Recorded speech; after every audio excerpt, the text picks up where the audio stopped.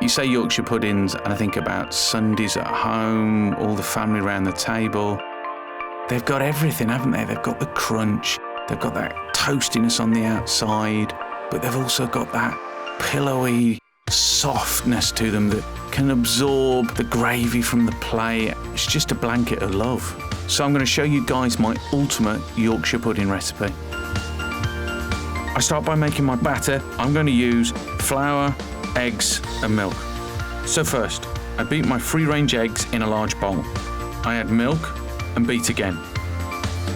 Next, I'll sift in my flour. Sifting the flour will help assure that the mix is smooth and there are no lumps. It also adds air to the mixture. I whisk this until it achieves the consistency of single cream, just like this. It is key to really give your batter a thorough whisk. As the gluten within the flour reacts with the water from the eggs and the milk, it forms long mesh-like molecule structures. Protein from the eggs also aid by adding a stretchiness to the mesh. Once thoroughly whisked, I'm going to pour it into a jug and leave it to rest for 15 minutes. Now, I've got time to focus on my oil and oven. I need a preheated oven, so I'm popping the oven on at 230 Celsius. I'm going to fill a deep-sided muffin tray with 1 centimetre of oil per space, using a high smoking point oil.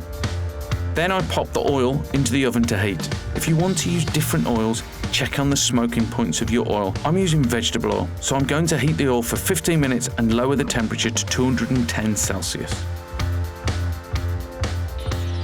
This is always my favourite bit. You've got to be rapid. Take the oil out of the oven, closing the door immediately. Ready your batter to pour into the bubbling oil. This is super important. If your batter doesn't sizzle when you first pour it in, the oil isn't hot enough. If it does, you're on the right road. Distribute your batter into all the pockets of bubbling oil. So picking up from the last sciencey bit, the protein type of mesh we whipped up earlier is now capturing the evaporating water from the milk and the eggs. That steam pushes up the batter encasing, and this is where the beautiful lift begins. No time for messing about here, peeps. You want to get this straight into the oven to cook for another 15 minutes. Now, to get perfect Yorkies, do not open the door. No peeking. We just want these little babies to rise, filling with gorgeous air pockets that give Yorkshire puddings their wonderful light texture. I should also note that having an oven that spreads heat evenly is mega vital. Otherwise, you may only end up with half of them properly done. So now these bad boys are done. You can serve them up with anything: turkey, chicken, pork, but today it's going to be beef.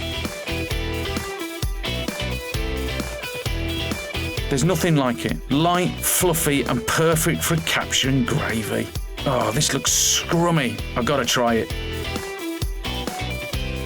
Oh, that's just perfection. Everything you want in a Yorkshire pudding. This is delicious. But show me your Yorkie loving with the hashtag #LoveYourKitchen. Delish. Check out Gennaro's Ultimate Gravy. It's the perfect accompaniment for your Yorkies.